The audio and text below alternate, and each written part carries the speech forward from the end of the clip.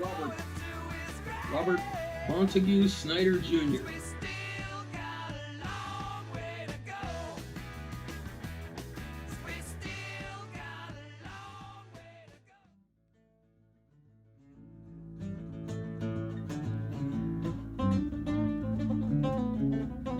I teach private music lessons, and before that, I was a professional musician for 20 years in various touring bands all over the country.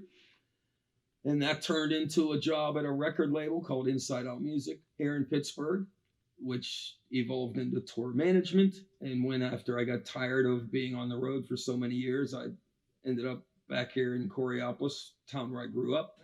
3, 4. Sweet emotion.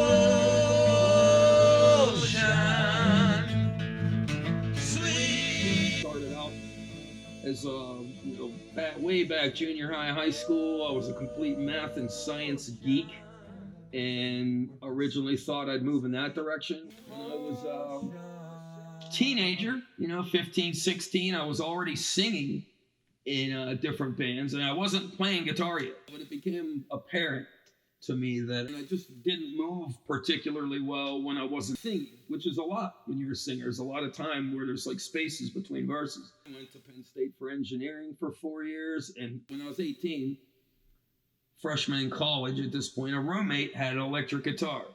I picked it up and started just playing with it. I knew a little bit about music already, so between him showing me how to play some basic chords and me having a little bit of music theory background, within about 2 or 3 weeks, it was obvious to me that I had found the instrument that I was going to be able to breathe through. At first, I was learning guitar as maybe some sort of something to do when I wasn't singing, but it quickly turned into much more than that. So I'm 22. Working a full-time job, also playing in a band up in State College, so I'm getting pulled pretty strong in two directions, and thinking, well, engineering, offers a lot more security, I'll make more money, likely, retirement plan, all that, white picket fence, the regular life, music, you're not guaranteed very much, I thought engineering was going to be my path, but music was just tugging at me a lot harder.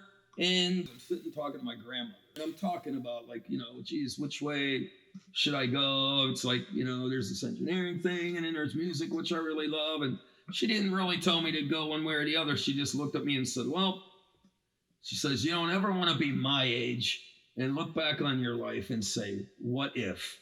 But I was in a few bands here, locally in southwestern PA with some friends, and we're doing some gigs. And then I got a call not long after I left State College from a friend. He got a job as a booking agent out in Minneapolis, St. Paul, which was still to this day, as it turns out, the most thriving nightclub scene that I had ever come across. I've got 3 different bands out here that are looking for a guy like you. You would just kill it out here. And so, but then there's also, it's well, do you have enough confidence in yourself to just pack up your stuff and move somewhere that you've never been before? I got on a Greyhound bus with a suitcase, my guitar rig and a guitar and not much else, and went to some city where I literally knew one person. Went out and auditioned for all 3 of these bands. I got the gig with all 3, so then it was which one did I want to be in? I chose this band Roller, and we were a thing in Minneapolis, St. Paul from 81 to 85. Worked for a big agency called the Good Music Agency, GMA, and they literally booked hundreds of bands. We were continually in their top 4 or 5 bands as far as the money that we made. We were playing 5 or 6 nights a week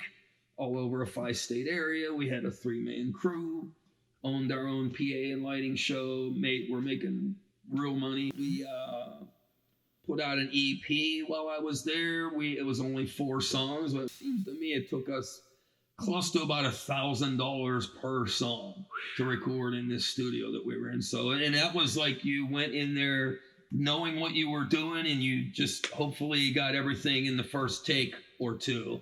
We shopped them at all the major labels out in LA and everywhere else, and all we really got back was a lot of the standard industry rejection letters, which was really tough. I would just say to anyone else, I don't imagine this process is any different, but if you're going to get into anything involving music, just go in with a thick skin. It's one of those, if I could do things differently, that's one thing, is I wouldn't, just need to be persistent, believe in yourself and your songs, and keep pitching it, because there's somebody out there who's going to like it, and they're going to end up helping.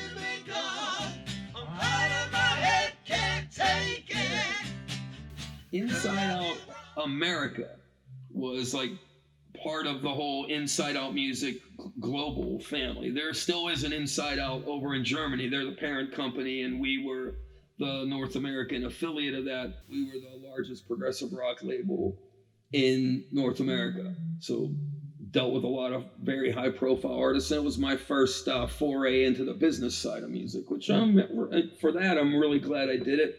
The managing director of the label, a guy named Jim Potolsky, could see that I wasn't exactly excited about being on the telephone 8 hours a day, so he pointed me towards tour management, which I had a lot more love for, because it meant I could be back on the road again and in the middle of things, although not as an artist, I was still right there. And at the end of any given tour, although you're not one of the performers, you felt as though what you did it was important, it mattered, and you helped make it all happen. So that I enjoyed that part of it.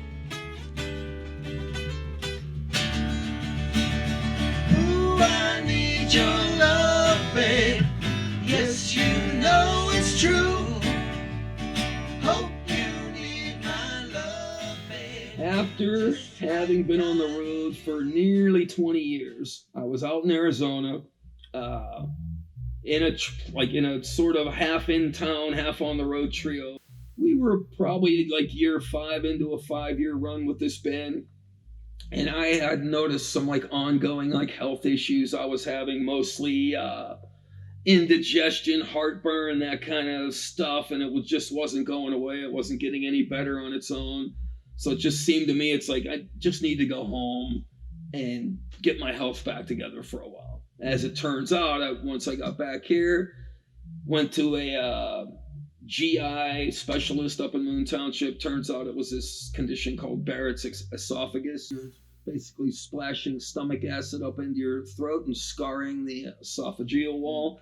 And had I not dealt with that when I did, it easily could have worsened into throat cancer.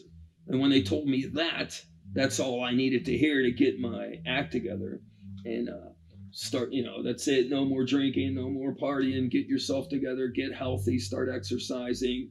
And when they went and looked at it a year later, it was gone. And even he said, I've never seen it just go away. I said, well, fine.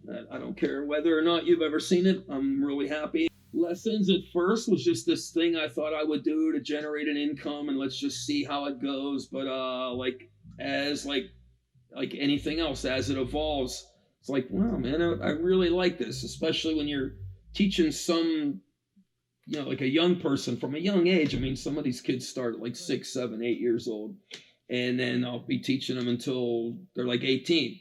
And a lot of times they go off to school. Sometimes, like yourself, still get to see them for a couple years after that. Still got a long way to go. Do what makes you happy. You never want to be like my age and look back on your life and say, what if? Or, boy, I wish I'd have done this, or I wish I'd have done that. That's, and so in that regard, I mean, next to no regrets. Nice. That's going to sound killer.